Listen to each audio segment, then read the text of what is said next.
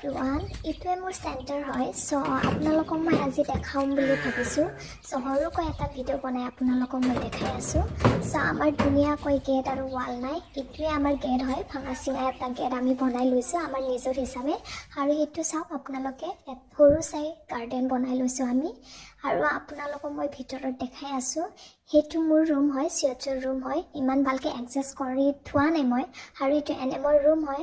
আৰু ইফালে extra room আছে, যিটোকে আমি চলাৰটো ইফালে ৰাখি দিলোঁ, যোনটো আমাৰ ছাপ্লাই পোৱা হৈছিলে।